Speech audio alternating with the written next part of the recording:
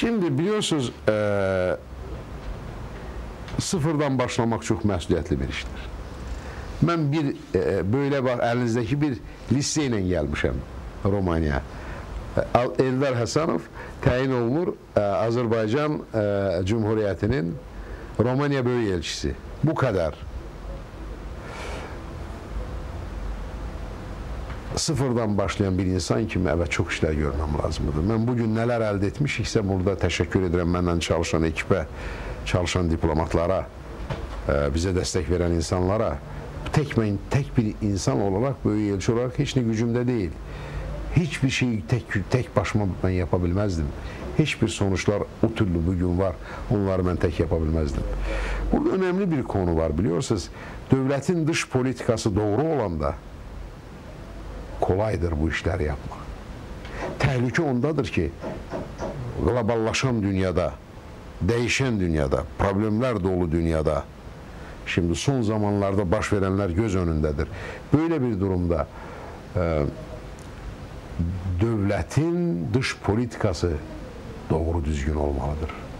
Azerbaycan devletinin dış politikasının temeli Ulu Önder Haydar Aliyev tarafından koyulur. O temel üzerinde dış politika çok başarıyla devam ediyor. Cumhurbaşkanımız İlham Aliyev çok başarıyla bu politikanı aparır ve birinci sebep orada görürüm.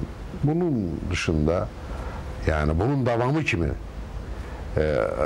bu işleri hayata geçiren bir insan kimi Romanya'da evet ilk önce Azerbaycan'ı tanıtmak lazımdır. Azerbaycan'ın tarihini, kültürünü, müzikini, Azerbaycan'ın geçtiği hayat yolu. Azerbaycan o memlekettir ki Müslüman şarkında, Müslüman dünyasında ilk bağımsız demokratik cumhuriyeti kurdu 1918 yılda. Bu yıl 90 yıllık yübleyin qeyd ediriz bu yıl. Azerbaycan Cumhurbaşkanı ferman imzaladı. Bu yıl 90 yıllık yübleyin qeyd edeceğiz. Müslüman dünyasında ilk demokratik cumhuriyet Azerbaycan kurdu ama ne oldu? Çar Rusyası buna imkan vermedi. 1 yıl 8 aydan sonra işgal etti. Ve Azerbaycan'ın ləyaqətli hayatını kanlı mücadele koyup milletini hilas eden bağımsız devletini kullanan insanlar devrildi ve onlar hərəsi ayrı-ayrı bir memleketlerde yaşamalı oldu. Mehmet Emir Rasuzadə Türkiye'de qəbri bugün Türkiye'dedir. Onu söyleyeyim ki Romanya'da da o zaman yaşadı, geldi Polşa'da yaşadı, Polonya'da.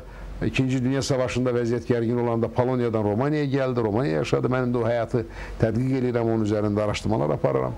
Yani biz ilk önce Azerbaycan'ı tanıtmalı olduk. Onun kültürünü, medeniyetini, onun ince sanatını, musiqisini, keçdiği tarihi yolu, Azerbaycan'ın bir barış halk olarak bir barış halkı. Azerbaycan'ın en büyük serveti petrol değil. En büyük serveti gaz değil. Allah Teala büyük Allah, Cenab-ı Allah bu serveti verip Azerbaycan'a. Toprağının altı da altındır, üstü de altındır. Ama Azerbaycan'ın serveti bunlar değil. Azerbaycan'ın en büyük serveti onun insanlarıdır. Bunu zamanında Ulu Önderimiz de söylemiştir. En büyük serveti onun gururlu bir millet olmasıdır. Şerefli bir hayat yolu olmasıdır. Şimdi bunu tanıtmak lazım mıdır? Bunu yapabildik. Biz kimin evlatlarıyıq? Dede Korkut evlatlarıyıq. Ben Dede Korkut, babam Dede Korkut'u Romencəyə tərcümə etməkdə çok teşekkür ederim ki Romanya'da bizim gurur duyabileceğimiz Mustafa Ali Mehmet kimi bizim profesörümüz var, bilim insanımız var, aydın insanımız var. Müqəddəs Kur'an'ımızı Romen diline tercüme etti ki dürüst, temiz, çünkü İslam'ı değerleri, dinimizi, kültürümüzü tanıtabilmesek, onu koruyabilmesek bir millet olarak korunabilmerik, tanınabilmerik. Bunu buradaki söylediğim ləyaqətli insanların dəstəyi köməyi biz bunu yapabildik. Türk dünyasının önemli yazarı Böyük Bəxtiyar Vahabzadəni bir Gülistan poemasını 60. yıllarda yazanda Gülistan poemasında ben Türk'üm, Türk oğlu Türk'üm diyen dilini kesirdiler, zindanlara atırdılar. O zamanlar içinde Bəxtiyar Vahabzadə, Anar, Mehmet Aslan kimi cəsarətli qələm sahibləri Türk övladı olduğunu açıq şəkildə ortaya koydu. Zindandan da qorxmadı, taqiblərdən də qorxmadı. Pantürkizmi yarlıqları nasib insanları sıradan çıkarırdılar. Evet, biz bunları Çingiz Abdullayev'imizi, şimdi biz Türk musikisini, Azeri musikisini, Azerbaycan tarixini, Azerbaycan edebiyatını, Azerbaycanın önemli sanat eserlerini Romanya'ya tercüme ettik. Romanya-Azerbaycan Dostluk Derneği'ni kurduk, Kültür Derneği'ni kurduk, Gençler Kuruluşu'nu kurduk. Ondan sonra Ticaret Odası'nı yaptık. Bundan sonra evet Haydar Aliyev Vakfı'nın Romanya temsilciliğin burada vakfı faaliyete başlayıp çok başarılı bir faaliyettedir bugün. Romanya'nın sosyal hayatında, Romanya'nın humanitar hayatında çok faal iştirak edir.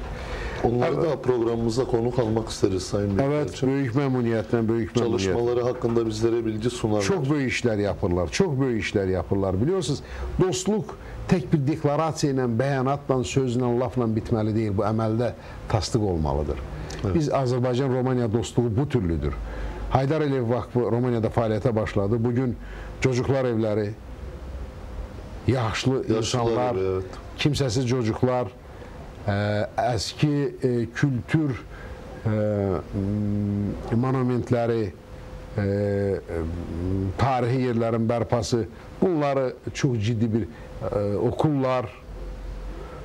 Mesela biz Kuluj'da artık kaç yıldır Haydar Aliyev Vakfı kimsesiz çocuklara veya da ki yaşlı ahıl insanlar evi var orada. Onlara sahiplik biz edirik. Onların her türlü yanındayız. Bütün konularını, problemlerini biz yapıyoruz. Bukarest'te aynısıyla kimsesiz çocuklara. İndi Roman tarafından bir teklif geldi ki bu kimsesiz çocuklara bir ev inşa olunsun. Haydar Aliyev Vakfı bunun üzerine götürdü. Bunu biz yaparız. Təxminən 120 çocuğa ev biz inşa edip Azerbaycan tarafının, yani Haydar Aliyev Vakfı'nın gücüyle o evi biz inşa edip o çocuklara vereceğiz. Koy 120 kimsesiz, annesiz, babasız çocuk koy memnun olsun, koy mutlu olsun. O bilsin ki dünyaya gelende nelerdense mahrum olmuş ama bugün ona bir artık yaşaması için, aile kurması için bir altyapı, bir ortam sağlanmış, bir sıcak aş. Şimdi o istiqamətə işlerimiz çok ciddi gelir, çok ciddi gelir. Aynı zamanda kültürümüzün təbliğatında ortak, diyək ki biz bakın Romanya'nın bir simbiyoz, bir sintezini tarihiyle, kültürüyle ilgili bütün işlerimizi o istiqamətdə yapırıq. Haydar Aliyev Parkı, Bukarest'te eski Tey Parkı var. Tey Parkı'nda biz ne yaptıksa iki mimar, bir Roman mimarı, bir Azerbaycan mimarı ve bu mimarlar iki halkın tarihinde olan mimarlık izlerini beraber birbirine yakınlaştırdı. Orada bir eser yarattık. Romanya-Azerbaycan dostluk eseridir orası. Bir simvoldur. Kapısından girip bütün arazini gezdirsen her yerde Romanya-Azerbaycan görürsen. Bayrağıyla, musikisiyle, mimarlığıyla, taşıyla, toprağıyla onun kurur. Evet, budur. Dostluk böyle olmalıdır. 100 yıllar geçecek. 100 yıl sonra Azerbaycan-Roman dostluğunun mimarlığında, hatta fontanlarda musikiler bir Roman, bir Azerbaycan musikisi seslenir.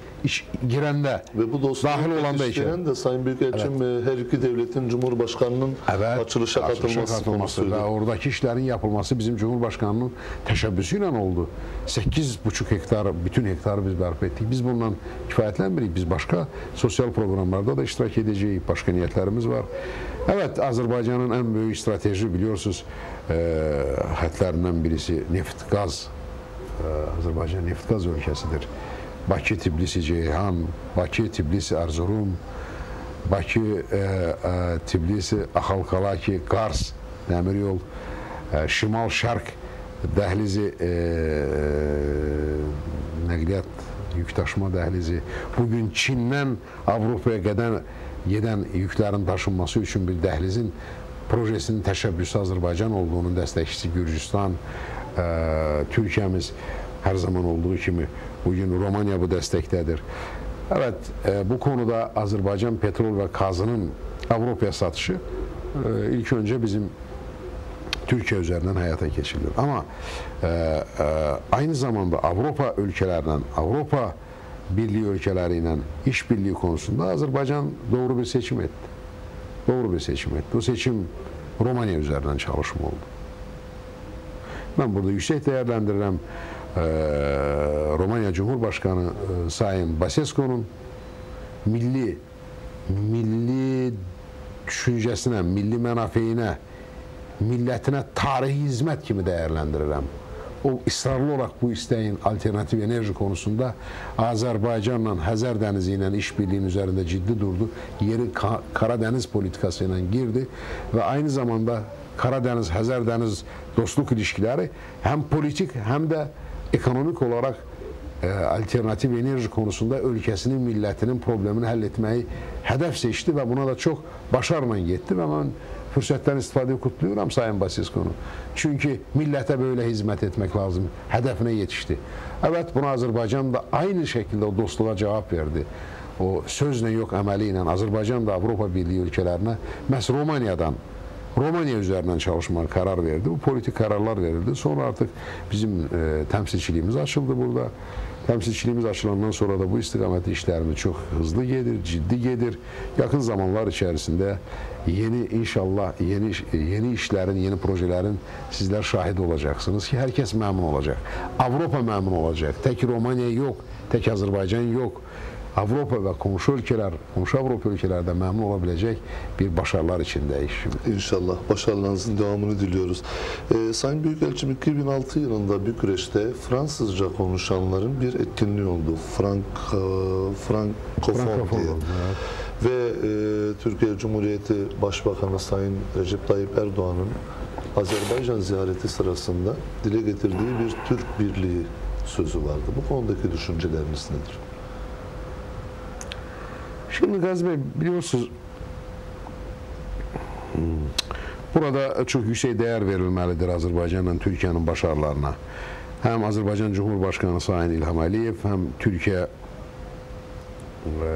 Başbakanı Sayın Tayyip Erdoğan çok büyük başarılar yaptılar bu işlerde.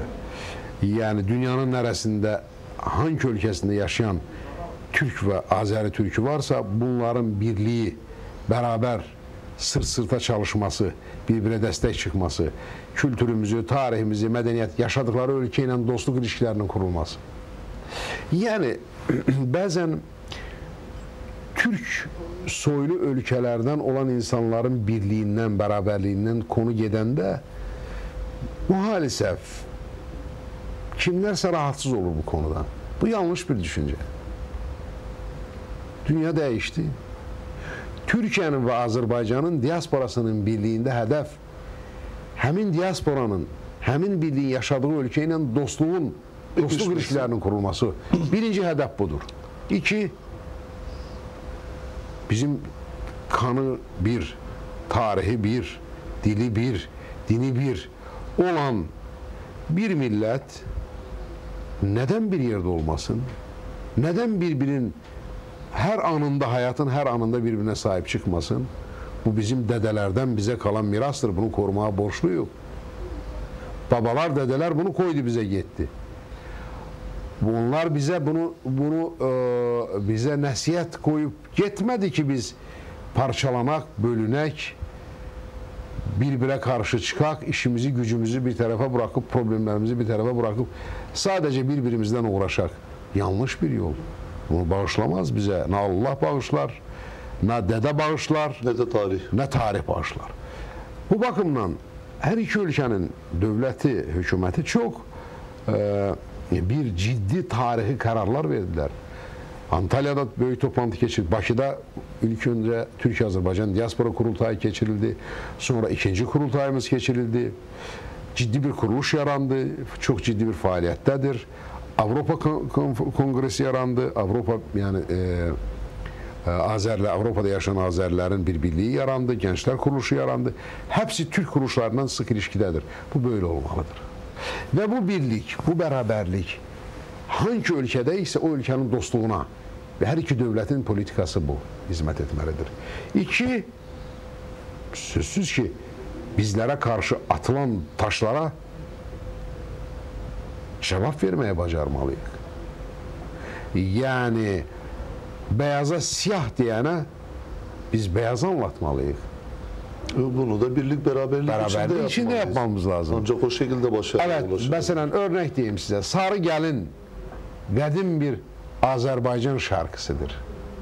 Tarihi bir, ben onu zamana almak istemiyorum. Onun tarihini size söylesem, Sarı Gelin şarkısı ne zaman yarandır? Bu halk mahnısıdır. Hangi şəraitdə yarandır və kimlərin ifasında nə zamanlar oldu? Əgər mənim bugün dədələrimdən, tariximdən, babalarımdan kalan şarkımı başka birisi söylüyorsa ki veyahut da beyan edirsə, başka bir milletin şarkısı kimi beyan edirsə, ben buna cevap vermem lazım. Bundan ötürü savaş lazım değil.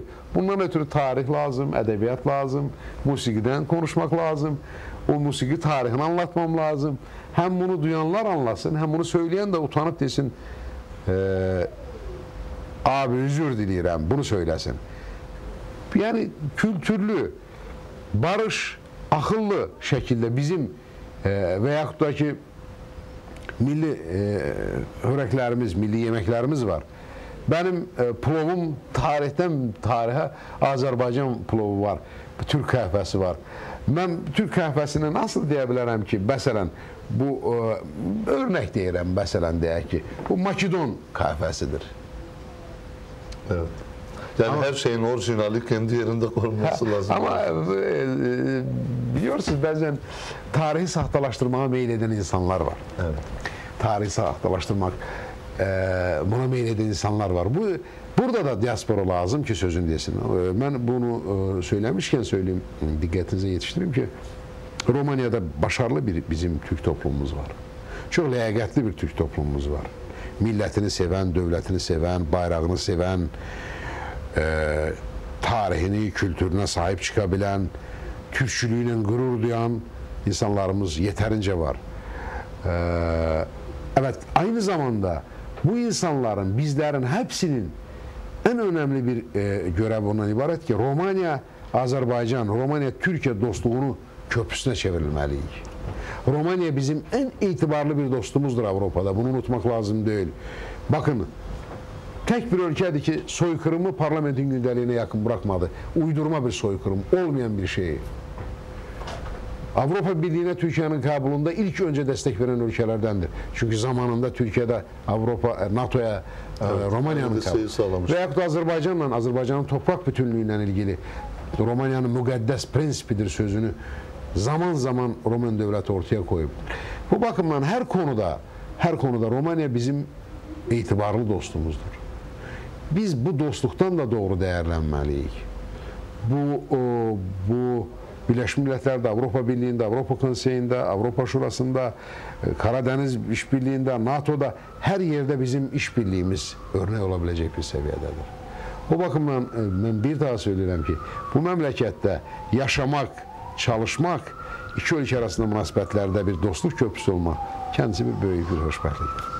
Sayın Büyükelçim, Türkiye'de bir TV kanalı ve bir dergi tarafından yılın en başarılı diplomatı, yılın en başarılı büyükelçisi seçildiniz. Bu konudaki görüşleriniz, duygularınız nedir? Fazıl Bey, görür ki siz benimle ilgili çok bilgiler toplamak. Yani efendim, göreyim bu sizi konu almadan önce hakkınızda biraz inceleme yaptım ama zaten buna saatleri de yetmez Sayın Büyükelçim hepsini sormaya yani. İnanılmaz renkli bir siması. Teşekkür ederim. Zaman etirip ama sade de zaman etirip ama siz görürüm. Hayli bilgiler toplamışsınız. O kararı veren herkese ben çok derin teşekkürümü bildiren fırsattan istifade edip ve yüksek değerlendiririm. Duydum böyle bir meseleni ama onu da söyleyeyim ki benden de daha başarılı, daha güçlü, daha tecrübeli büyükelçilerimiz de var. Dünyanın her bir ülkesinde, her bir milletinde, Azerbaycan'da da var, Türkiye'de de var, Romanya'da da var. Eğer nasip olmuşsa bana böyle bir karar, ben bunu teşekkürle yüksek değerlendiririm. Ama onu söylemeliyim ki bu ödüller konusuna gelende samimiyetime inanın, ben hiçbir işi yaparken neyse hatırına yapmadım. Yarınmak benim hayatıma hayat felsefenizde yer almadı hiçbir zaman. Yarınmaq deyilən bir şey. Yəni məqsədli, yəni neyinsə xatirinə bir şey yapmaq mənim həyat seçimim olmadı. Düzünü, samimi olarak size söyleyeyim, böyle bir şeye nifret ederim. Böyle bir hasiyetli insanlarla da karşılaşanda biraz uzak mesafeye geçmeli olurum. Çünkü farklı yanaşmadır. Bir şey içinden gelirse, içinden geldiği kimi, olduğu kimi doğal yapmak lazım. En doğal, en samimi şekilde. Samimi şekilde yapmak lazım. Ama ben bunu yapım. Bunun karşılığında da bunu yapmalısan kimi bir felsefeyle gitmek yanlış bir kişisel olarak da yanlıştır. Evet. Vatandaş olarak da yanlıştır. Devlet memuru olarak da yanlıştır. O bakımdan ben çok teşekkür ederim bu kararı veren herkese, bu teşebbüste bulunan, bu meseleni gündeme getirene çok teşekkür ederim ve yüksek değerlendiririm. Düşünürüm ki bu beni daha da bir stimul 2 kat borçlu edir ki daha ciddi, daha məsuliyyətli çalışır. Evet. Sayın Büyükelçim, dünyaca tanınan Azerbaycanlı ünlü yazar Anar'ın bir jübilesinden bahsediliyor.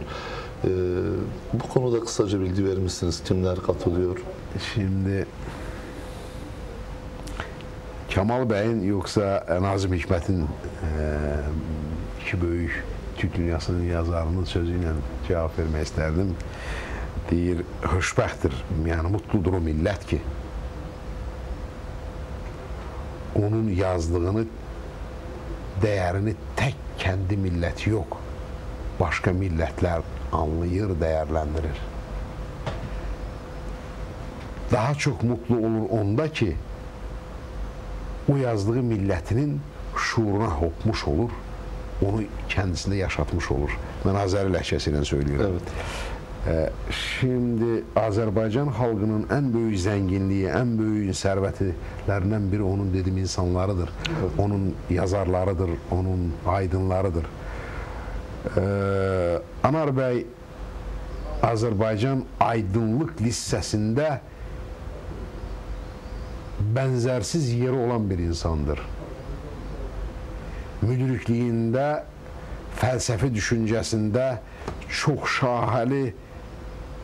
şaheli bilik sahipliğinden sade söz, sade fikir her bir Azerbaycanlının dünəni, bugünü, yarını üçün yazdığını yazıp altın hərflərlə koyan kalem sahibidir. Anar Bey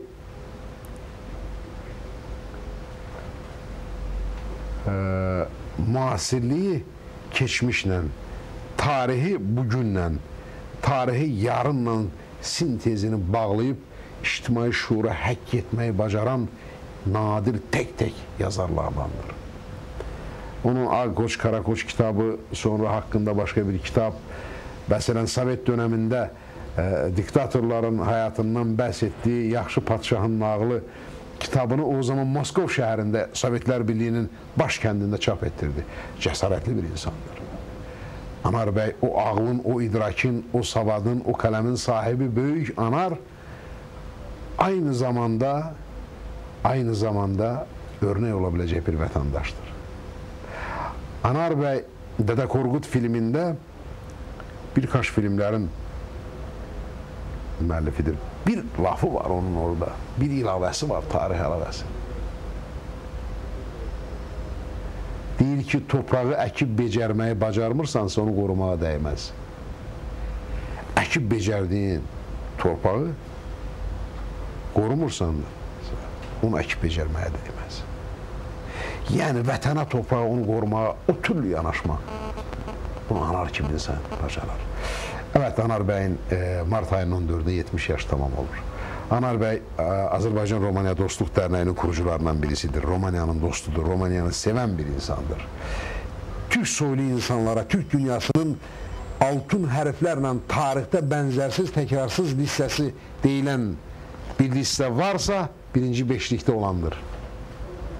Anar Bey'in yübleyini biz Mart ayının 11'inde Bukareşt şehrinde geçiririz. Çok tantaneli geçirir. Romanya Yazarlar Birliği'nden, Türk toplumumuzdan, Azerbaycan toplumumuzdan burada bir gece Siz ora dəvətlisiniz. Teşekkür ederim. Və mən fürsətdən istifadə edib təşəkkür edirəm buradakı Türk toplumumuza, aynı zamanda Romanya Yazarlar Birliyinə çox aktiv şəkildə qoşulublar. Evet, Türk toplumundan birkaç insanlarımız da konuşmalar yapacak. Sayın Tamir Atalay konuşması var, çünkü Anar Bey'i çok güzel tanıyır, Bəxtər Vahabzadəni tanıyır, Bakıda oldu, burada oldu, görüşleri geçti, bu sık ilişkiler oldu. O daha yakın tanıdığından böyle bir teşebbüsle, biz teşekkürle karşıladık o teşebbüsü. Aynı zamanda söyleyeyim ki biz bu yıl Üzeyir Hacıbəyovun yubileyini qeyd edəcəyik. Yəni bakın, Müsəlman şərqində, Müsəlman dünyasında Üzeyir Hacıbəyov ilk operanı, Müsəlman dünyasında ilk operanı Üzeyir Hacıbəyov Leyli Məcnun operasını yazdı, gətirdi. Dünya gətirdi. Evet. Müsəlman dünyasına gətirdi. Və aynı zamanda şərqlə qərbin, yəni doğu ilə batının musiqide sintezinin müəllifi ve sahibi olarak tarihe düştü. Şimdi bakın Anar Bey ne yazır Üzeyir Hacıbəyov'dan. Deyir ki, Üzeyir Hacıbəyov